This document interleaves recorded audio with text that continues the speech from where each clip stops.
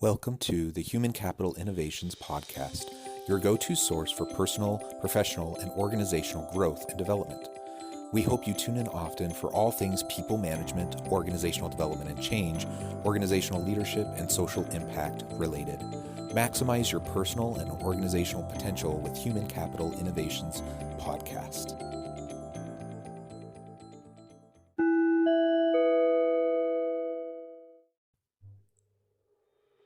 Welcome to the Human Capital Innovations Podcast.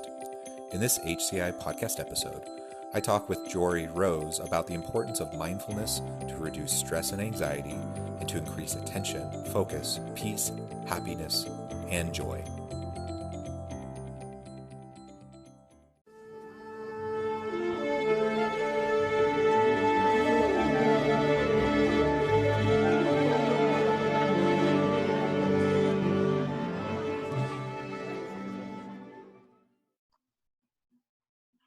Joree Rose, welcome to the Human Capital Innovations Podcast. John, thank you so much for having me. I'm happy to be here. I'm really excited to have you joining us and to pick your brain in your area of expertise. You're a bit of an atypical guest on this podcast, given your background, which I'll share with the listeners in just a second. But it's very, very applicable to healthy organizations, to healthy employer-employee mindsets, and to having motivated employees that can come and be their whole selves and contribute in the workplace. So that is a little bit of a tease. Let me share with the listeners your bio. Joree Rose is a licensed marriage and family therapist, mindfulness and meditation teacher, coach, author, speaker, and she also leads mindfulness retreats around the world. Joree has helped thousands of people to live happier and more fulfilling lives through living with greater awareness and compassion, allowing them to decrease their stress, anxiety, and shed unhealthy habits, patterns, and mindsets. Joree is a host of the podcast Journey Forward with Joree Rose and has authored 2 mindfulness books, Squirmy Learns to Be Mindful in Mindfulness, and It's Elementary, and it has been featured on oprahmag.com, nbcnews.com, Business Insider, KTLA News, and more. Again, such a great background. I love that you have a family therapist, marriage and family therapist background, as well as your speaking and coaching and teaching background. Again, I think this is incredibly important skill set and topic area to bring into the workplace. So I look forward to discussing some of these topics with you today. Well, and I think, it's relevant in all aspects of our lives. And, we were chatting for a few moments before we hit record. And until we have the ability to look at ourselves with curiosity and compassion, we're going to stay stuck and be in our own way. So whether that's in relationship, in business, interpersonally, our own personal lives, it's the work that I think is the most important. But of course, I'm biased, so. Yeah. And looking at ourselves first, I like how you frame it that way. We need to look at ourselves, be critically self-reflective, learn to be patient and compassionate towards ourselves. And as we develop that then enables us to project that out to others. We often talk about unhealthy projections, but there's also healthy ways of taking our healthy selves and then having that impact those around us. Yeah, and here's the thing, John, is people don't want to do that because it's hard work. We often don't want to look within because there might be some things that are difficult to see or to sit with. And as a result, we stay distracted and we stay busy. There's huge value, and it really, this is the piece of the pie that changed my entire life, was cultivating a mindfulness practice, which for me was the ability for the first time in my mid-30s to slow down, to get out of my head, to stop believing all my thoughts, to get out of anxiety and fear of the what ifs and the unknowns, and to be able to tune into my body of, what am I actually feeling? What am I experiencing? How can I reconcile the not knowing how I got here? Because I was just on autopilot my whole life. And while, that constant what's next, created a beautiful life, but yet I was completely out of alignment. Yeah. And it affected everything. It affected my ability to know who I was. It affected my ability to feel seen in my relationships. It got me stuck in my parenting. It kept me stuck from developing my career. I had to get out of my own way in every which aspect of my life. And therapy is helpful, but I'm also a pretty untraditional therapist. And this is why the mindfulness component is so important to me in my work, because therapy is great, and it also doesn't always give us the tools to move forward. Therapy can give us the ability to understand our past. It can give us greater insight into our patterns, into who we are. But what I find most people really want is when they say, I'm stuck, I don't know how to move forward. Right? So that awareness, not processing and understanding is a big component, but it's not the answer. And to me, and I'm a little bit biased again in this, but I think mindfulness is the answer to everything, because it's all about how can you respond and not react to what's arising? How can we learn to be present even with what's hard? Because we tend to push away, ignore, deny, resist what we don't like. And we tend to grasp and cling and attach and overly identify with what we do like. And in doing so, we cut off half of our human experience. And if we're doing that within ourselves, we're most certainly doing it with others. Yeah, so much there that you just said that I love. Which is why I paused, because I could keep going, but I thought, let me just Yeah, pause, because I'm sure we can delve in a little bit more on just that. yeah, no, that's a great starting point.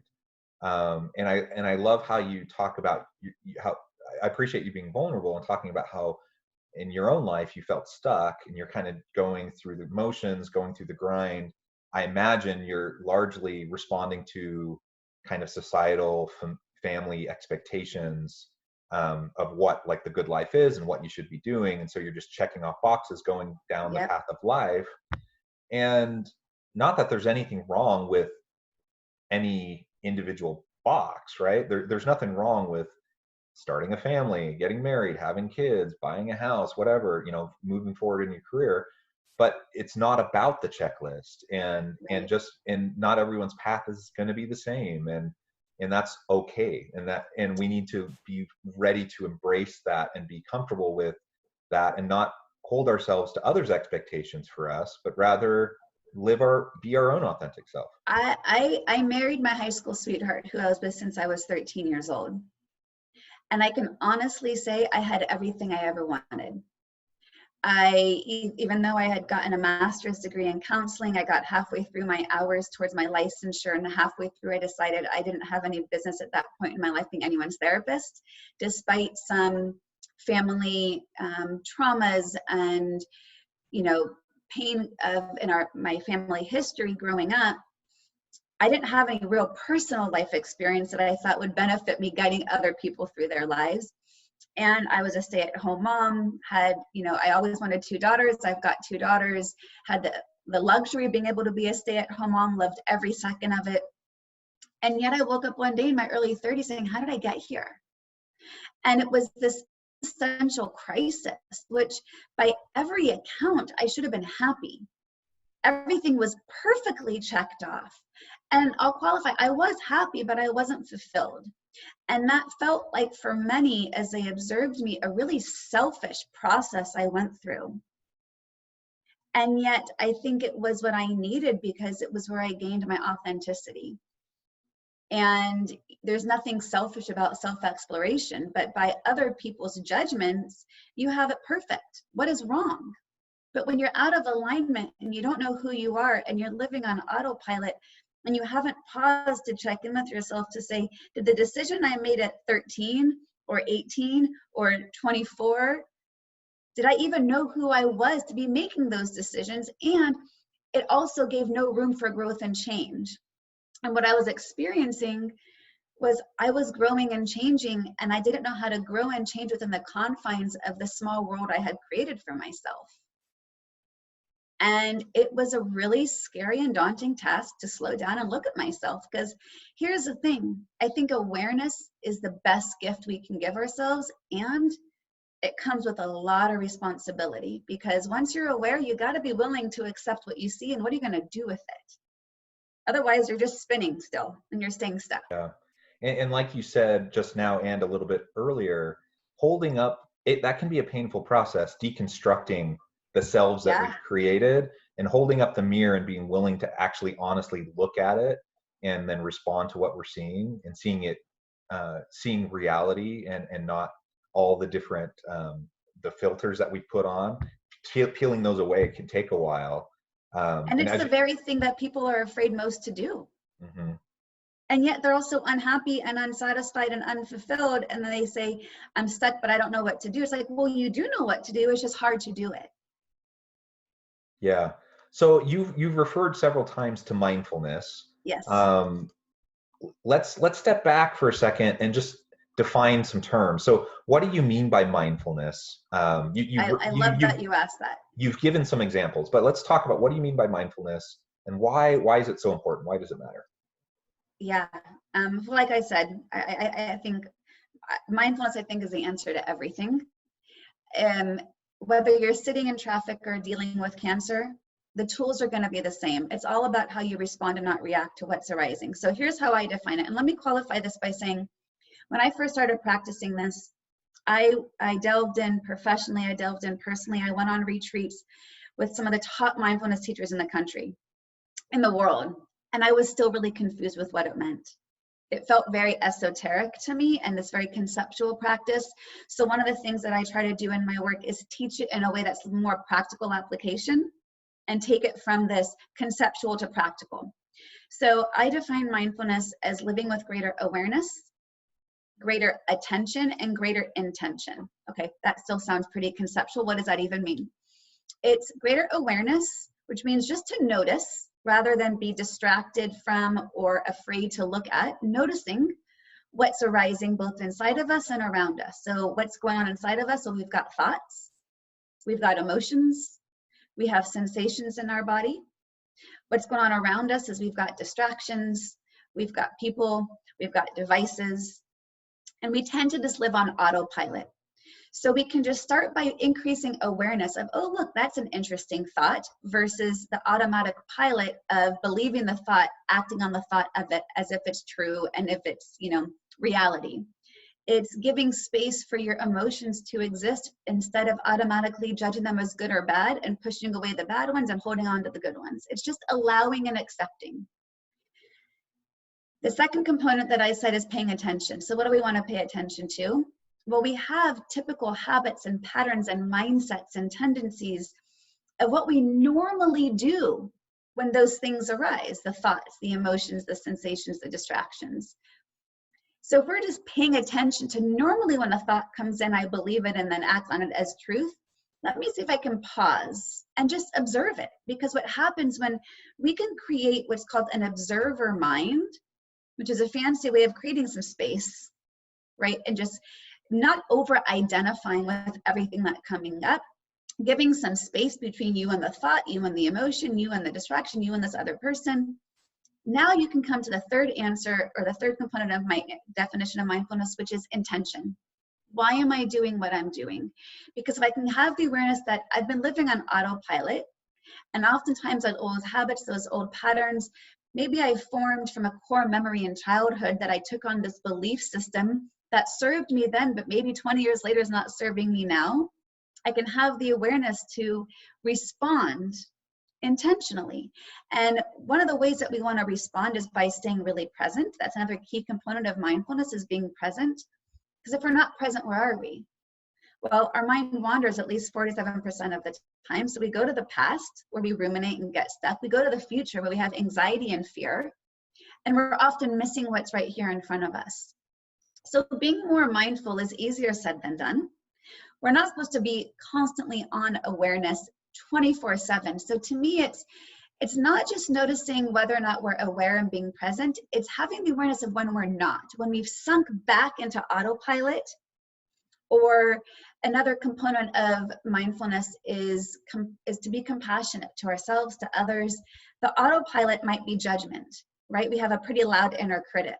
So when we notice that old inner critic starts, yapping their mouth again. Oh, look at that. My inner critic's kicking in. Let me see if I can just quiet that down by being compassionate to myself and say, this is really hard right now.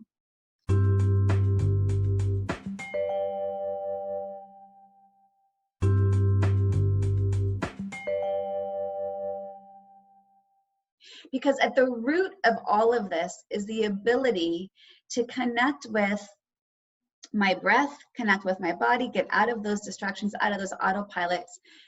And it is going to positively affect everything. And I don't say that lightly, because we know that these tools can help rewire our brains to be happier and healthier people.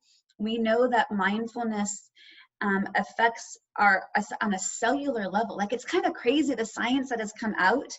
And here's a practice that's 2,500 years old, that in the East, where it was originated, they didn't care what was happening in the brain and the body. It was just the way of life. But here in the West, we necessitated science to figure out, I'm only going to do what has been scientifically proven and therefore worth my time. Otherwise, I'll dismiss it. So what the West discovered was that our brain can actually create new habits and patterns, which goes against everything of the mentality of you can't teach an old dog new tricks. It turns out you can.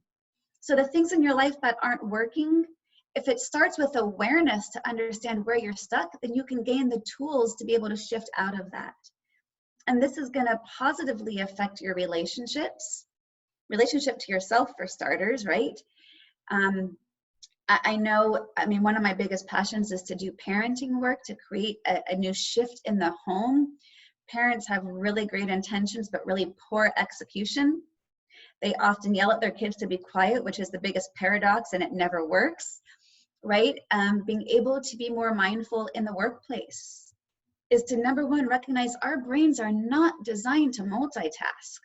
We can't do it. The more we try to do, the less we're getting done. So we have a culture of this glorification of busyness, which is completely doing a disservice to actually getting productive, to being focused, to having effective workplace communication and skill sets. We focus on what we're not doing versus focusing on what have we already accomplished. Like, there's layers and layers of where mindfulness shows up in our lives. And it's all, to me, it's got to start with awareness. Awesome. And let's drill down a little bit on Please. Mindfulness in the workplace. Yes. You just listed off a bunch of really important reasons why we should be considering it as organizational leaders, as we're trying to lead our people, have a healthy workplace environment and culture. We want healthy, happy, productive, motivated people. One of the things that you were just mentioning connects directly to, I think, the ability for us to innovate and be creative.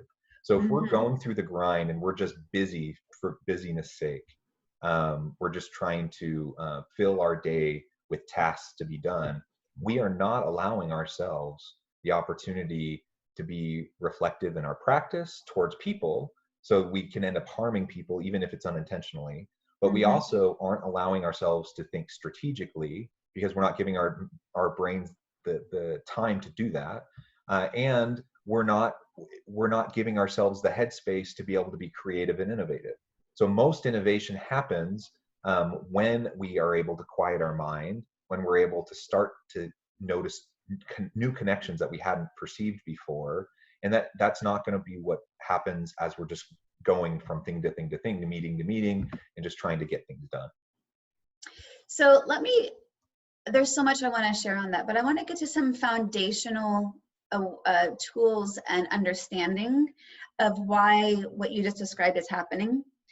And it goes back to understanding brain science. So I'm going to describe some things about the brain, some simple brain science 101 that will help you both in work and at home and within yourself, right? So in all areas of your life. So first thing to really understand is we have our emotional brain, which is in the center part of our brain. When that fires off, so any strong emotion, anger, stress, anxiety, overwhelm, as I said earlier, in the workplace, we tend to glorify the busyness and we tend to multitask, which is going to cause greater stress. So any strong emotion that fires off, What it does is it literally shuts down the prefrontal cortex, which is where all of our executive functioning resides. So the front part of our brain is where we've got logic, reason, rationality, decision making, clear thinking, language, communication, problem solving. So if you're always stressed out, and let's keep it really simple, you've got a long inbox of emails, you've got a long to-do list of tasks and back-to-back meetings, your brain is going to experience that stress and overwhelm because you're not giving yourself a moment to pause. That constant stress is shutting down the ability to access your resources. So if you're always going, you're not operating at a full cylinder. So it's counterintuitive to recognize you've got to slow down to become more effective. And so there's two ways to quiet down that emotional brain and bring that executive functioning back to work. One is to breathe. When you breathe, it's going to calm the brain, it's going to calm the body. It's a physiological response. And two, science shows that naming it, even just simply saying, wow, I'm really stressed right now, automatically quiets the alarm in our brain. Because what you're doing is you are now observing the stress versus being in the middle of the stress. So you're creating that space, and in that space, you have the ability to say, oh, look at that, I'm really stressed. What do I want to do with that? If I stay stressed, I'm only going to get more stressed. So the two things of breathing and naming it allows your executive function to go back to work. So if we can stay in the space of allowing our resources to be accessible, then we'll be able to stay creative and innovative and communicative. So that's like kind of some of the basic brain science piece of it. And understand our brain was designed as cavemen for survival. So we were constantly on the lookout for potential threats. And what that has caused is we've been designed with this negativity bias where back in the day it kept us safe, but now this negativity bias perpetuates focusing on what's wrong. And we fail to shift into focusing on what's going well. And but because we know that our brain can change and we've got this neuroplasticity, we can rewire these new habits, we also can begin to shift the lens through which we view ourselves and our work and each other and the world. So one of the things that I talk about when I do corporate trainings in mindfulness is something super simple for managers or bosses. If let's say there's a Monday morning meeting or a daily check-in, start by asking your team, what's going well so far today? What have you already accomplished? Let's start off with the positives. Even something as simple as shifting our awareness of how we're structuring a meeting or your to-do list can get you out of that negativity bias, can help calm the brain from the stress and overwhelm of the to-do list. And you can have the compassion to say, wow, this has been a lot, but look at what I've already accomplished. You know, it's these little things that have really big impact. And, you know, part of it is having a culture of appreciation. Because again, the more we can focus on what's going well, it's going to help calm down that stress in the brain, allowing that creativity, the innovation, the ability to get through our tasks with greater presence. Because the more we just try to do it and get it done, we're going through the motions, we're not present for any of it. Because we can check off all the items on the to-do list, but if you weren't present for any of it, does it really matter? Yeah, you're not learning through it. And No. yeah, and when that approach is taken, then ultimately we come out the other end, maybe having accomplished a few things, but we're not finding engagement, joy, satisfaction through what we've accomplished. We're not growing from what we accomplished, and No. likely we haven't energized the tasks that we've performed, right? So we're just kind of, often we end up doing No. the bare minimum. Well, and you know, we also, as I mentioned a little bit earlier, we have a pretty loud inner critic, and that causes a cycle of judgment and reactivity. And when we can start to work on replacing the inner critic with a voice of compassion within ourselves, we have a greater ability to do that with others. And one of the things that I've seen is a shift in the corporate world is there seems to be not only a greater awareness, but desire to create a more compassionate work environment. And I think one of the positive results of COVID has been the compassion of allowing people to be human at work again. And, having to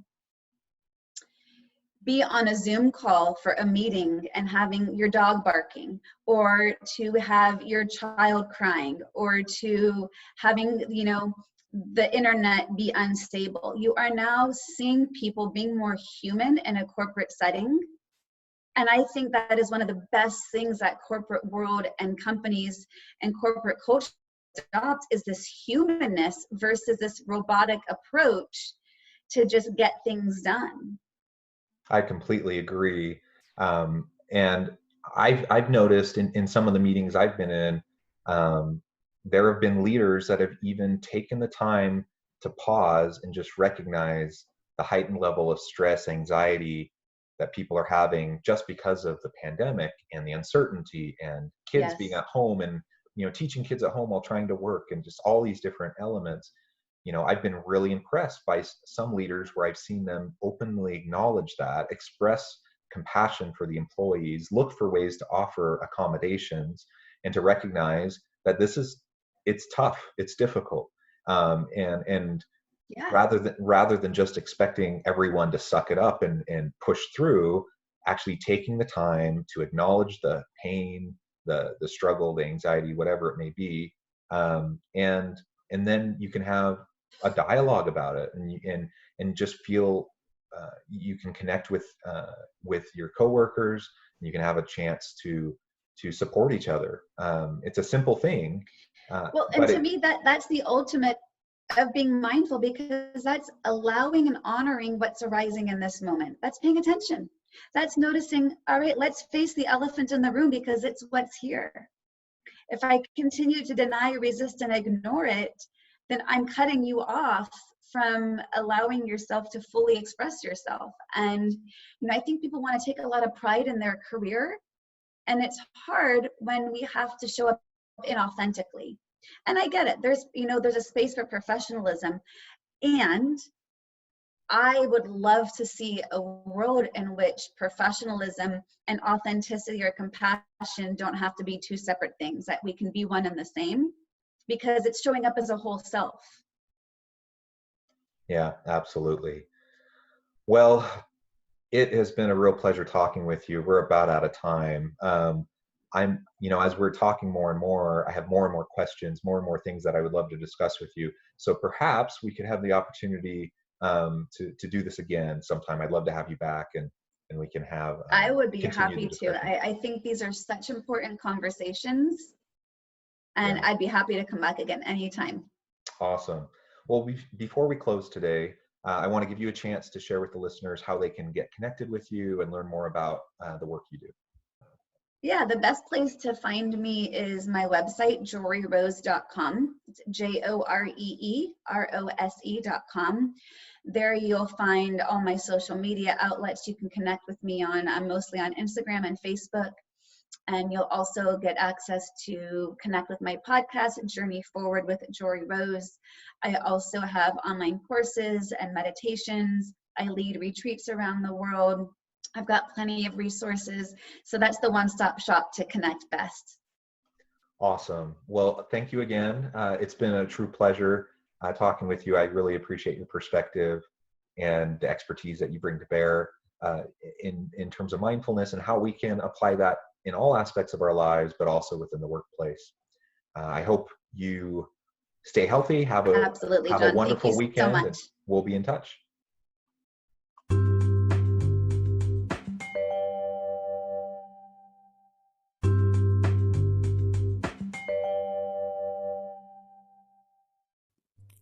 Thanks again for joining us for this episode of the Human Capital Innovations Podcast.